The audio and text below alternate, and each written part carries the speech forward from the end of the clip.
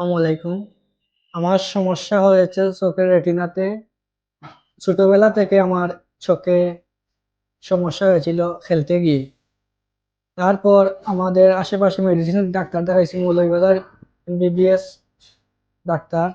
দেখানোর পর ওখানে থেকে আমার ট্রান্সফার করে হয়েছিল ঢাকা স্পানিয়া।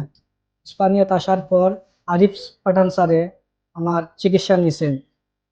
চিকিৎসা নেওয়ার পর থেকে আমার ডান চোখটা মোটামুটি আগে একটু দেখতাম। এখন স্যার তো বলছেন 3 মাস পরে আসার জন্য, আবার দেখা যাক কি আছে আল্লাহর রহমতে। আর ডান চোখেও একটু ড্যামেজ হচ্ছে। ডান চোখে অনেকটা অনেকবার অপারেশন হয়েছে, 3 থেকে 4 বার।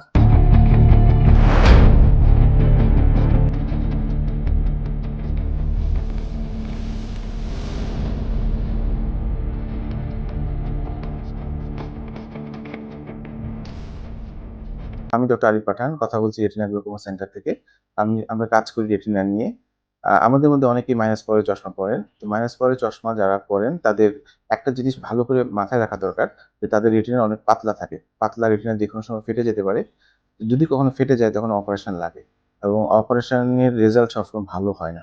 আমাদের সামনে যে রোগীটা আছেন, উনি মাইনাস পাওয়ারের চশমা পরতেন, কিন্তু রেটিনা আগে কখনো দেখা নাই। হঠাৎ করে ওনার চোখের পর্দা ফেটে যায়। পরবর্তীতে এই চোখের অপারেশন কোনো এক জায়গায় হয়। অপারেশন করার পরে ওনার চোখটা আসলে নষ্ট হয়ে গেছে, ড্যামেজ হয়ে গেছে, চোখটা বসে গেছে, পুরোপুরি চোখটা বাতিল হয়ে গিয়েছে। সেই জন্য আসলে অপারেশন করলেই যে চোখের পর্দা জোড়া লেগে যায়, সবসময় ভালো হয়েছে তা কিন্তু না।